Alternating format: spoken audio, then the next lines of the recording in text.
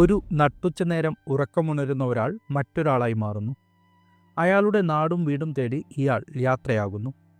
നൻപകൽ നേരത്ത് മയക്കുമെന്ന ലിജോ ജോസ് പെല്ലിശ്ശേരിയുടെ സിനിമയുടെ വൺലൈൻ ഇതാണ്. ഒരു പഴയ പരസ്യത്തിൽ നിന്ന് പ്രചോദനം ഉൾക്കൊണ്ടുകൊണ്ടാണ് ഈ സിനിമ ചെയ്തതെന്ന് ലിജോ പല ഇൻ്റർവ്യൂകളിലും പറഞ്ഞിട്ടുണ്ട്. പല ലെയറുകളായി അടുക്കിവെച്ച മികച്ച സിനിമയാണ് നൻപകൽ നേരത്ത് മയക്കം. ഫിലോസഫി, പൊളിറ്റിക്സ്, സൈക്കോളജി തുടങ്ങി നിരവധി കാര്യങ്ങൾ ഈ സിനിമ ചർച്ച ചെയ്യുന്നുണ്ട്. ഇന്ന് നമ്മൾ സംസാരിക്കാൻ പോകുന്നത് നൻപകൽ നേരത്ത് മയക്കം എന്ന സിനിമയെക്കുറിച്ചാണ്. വീഡിയോയിലേക്ക് സ്വാഗതം.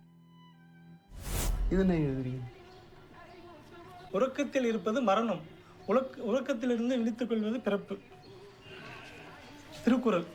മരണം എന്നത് ഉറക്കം പോലെയാണ്, ജനനം എന്നത് ഉറക്കമുണരൽ പോലെയും. ഈ വചനം പരിചയപ്പെടുത്തിക്കൊണ്ടാണ് നൻപകൽ നേരത്ത് മയക്കം എന്ന സിനിമ തുടങ്ങുന്നത്.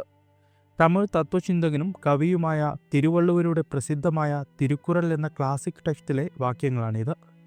ഈ വാചകത്തിൻ്റെ ആകെത്തുകയാണ് ലിജോ ജോസ് പെല്ലിശ്ശേരിയുടെ നൻപകൽ നേരത്ത് മയക്കം എന്ന സിനിമ. മരണത്തിൻ്റെയും ജീവിതത്തിൻ്റെയും നിസ്സാരതയെക്കുറിച്ചാണ് തിരുക്കുറളിലെ 339 വാക്യം പറയുന്നത്. ഒരു ഫിലോസഫിക്കൽ ടെക്സ്റ്റിലെ വാചകത്തെ മുൻനിർത്തിയാണ് നൻപകൽ എന്ന സിനിമ ലിജോ അണിയിച്ചൊരുക്കിയിരിക്കുന്നത്. അതുകൊണ്ട് തന്നെ പല വായന സിനിമയിൽ സാധ്യമാണ്. ഈ വീഡിയോയിലൂടെ പ്രധാനമായും ചർച്ച ചെയ്യാൻ ഉദ്ദേശിക്കുന്നത് സുന്ദരം എന്ന ക്യാരക്ടറിനെ കുറിച്ചാണ്. ജെയിംസ് എങ്ങനെ സുന്ദരമാകുന്നുവെന്നോ, സുന്ദരത്തിൻ്റെ പ്രേതം ജെയിംസിൻ്റെ ശരീരത്തിൽ കയറുന്നതാണോ തുടങ്ങിയ പെരിഫറൽ ചർച്ചയ്ക്കുപരി സിനിമ പറയാൻ ഉദ്ദേശിക്കുന്ന ഫിലോസഫിയാണ് ഇവിടെ ചർച്ച ചെയ്യുന്നത്. അസ്ഥിരത അഥവാ ഇൻസ്റ്റെബിലിറ്റി എന്ന അധ്യായത്തിലാണ് തിരുവള്ളുവർ മരണത്തെക്കുറിച്ച് പറയുന്നത്. അസ്ഥിരമായതിനെ സ്ഥിരമെന്ന് നിനക്കുന്നത് അവിദ്യ മൂലമാണെന്ന് പറഞ്ഞാണ് അദ്ദേഹം ഈ അധ്യായം ആരംഭിക്കുന്നത്.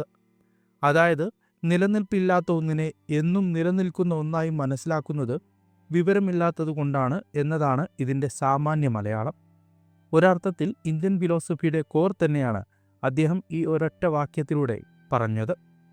ഈ ലോകം മായ അഥവാ ഇല്യൂഷനാണെന്നും അത് യഥാർത്ഥമായി നമുക്ക് തോന്നാൻ കാരണം നമ്മുടെ അവിദ്യയാണെന്നുമാണ് ഇന്ത്യൻ ഫിലോസഫിയുടെ പ്രധാന ശാഖയായ അദ്വൈത ഫിലോസഫി പറയുന്നത്. ഇത് തന്നെയാണ് തിരുക്കുറലിലൂടെ തിരുവള്ളുവരും പറയുന്നത്. ഈ സിനിമ ജെയിംസിൻ്റെ കഥയല്ല പറയുന്നത്, മറിച്ച് സുന്ദരത്തിൻ്റെ കഥയാണ്. ജെയിംസ് എന്ന പേരിൻ്റെ അർത്ഥം പകരക്കാരൻ, മറ്റൊരാളുടെ സ്ഥാനം കവർന്നവൻ എന്നെല്ലാമാണ്. അതായത് ഒരു നെഗറ്റീവ് ടച്ചുള്ള പേരാണ് ജെയിംസ് എന്നത്. സിനിമയിലെ ജെയിംസ് എന്ന കഥാപാത്രവും നെഗറ്റീവ് ടച്ചുള്ള ഒരാളാണ്. മുരടനായ, കൂട്ടത്തിൽ ചേരാത്ത, ആളുകൾ സന്തോഷിക്കുമ്പോൾ അസ്വസ്ഥനാവുന്ന, അല്പം വംശീയതയുള്ള ഒരു ക്യാരക്ടറാണ് ജെയിംസ്. ഇത് പല സീനുകളിലൂടെയും സിനിമ കാണിക്കുന്നുണ്ട്.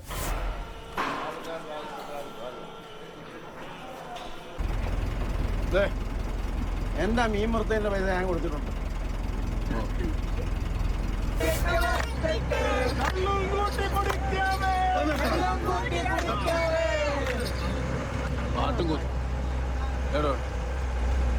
എന്നാൽ സുന്ദരം നേരെ തിരിച്ചാണ്. എല്ലാവരോടും സന്തോഷത്തോടെയും ഇഷ്ടത്തോടെയും ഇടപഴകുന്ന, ആളുകളോടൊത്ത് ആടിയും പാടിയും സന്തോഷിക്കുന്ന, അമ്മയുടെ മടിയിൽ തലചായ്ച്ചുറങ്ങുന്ന ഒരാൾ. പേരുപോലെ സുന്ദരമാണ് സുന്ദരമെന്ന കഥാപാത്രവും. ജെയിംസ് ഉറങ്ങുമ്പോഴാണ് സുന്ദരം ജനിക്കുന്നത്. അതായത് ജെയിംസ് മരിക്കുമ്പോഴാണ് സുന്ദരം ഉണരുന്നത്. മറ്റൊരു തരത്തിൽ പറഞ്ഞാൽ ഒരാൾ എങ്ങനെ ആകരുത് എന്നതിൻ്റെ ഉദാഹരണമാണ് ജെയിംസ്. ഒരാൾ എങ്ങനെ ആകണമെന്നതിന് ഉദാഹരണം സുന്ദരവും. തിരുക്കുറളിലെ 339 വചനം മാത്രമാണ് സിനിമയിൽ ലിജോ ടച്ച് ചെയ്യുന്നുള്ളൂ. എന്നാൽ അതിനു മുമ്പുള്ള വചനം വായിക്കുമ്പോൾ മാത്രമാണ് സിനിമ സുന്ദരത്തെക്കുറിച്ചുള്ളതാണെന്ന് നമുക്ക് ബോധ്യമാകുകയുള്ളൂ. തിരുക്കുറലിലെ 340 വചനം പറയുന്നത് ഇങ്ങനെയാണ്: ആത്മാവിന് ശരീരവുമായുള്ള ബന്ധം ഒരു പക്ഷിക്ക് അതിൻ്റെ മുട്ടത്തോടുമായുള്ള ബന്ധം പോലെയാണ്. ജെയിംസ് ഒരു മുട്ടത്തോട് മാത്രമാണ്. യഥാർത്ഥത്തിൽ പക്ഷി സുന്ദരം തന്നെയാണ്. അടുത്ത വചനം ഇങ്ങനെയാണ്: കൂടിനെ ഉപേക്ഷിച്ച് പക്ഷി പറന്നുപോകും. അതുപോലെയാണ് ആത്മാവും ശരീരവും തമ്മിലുള്ള ബന്ധം.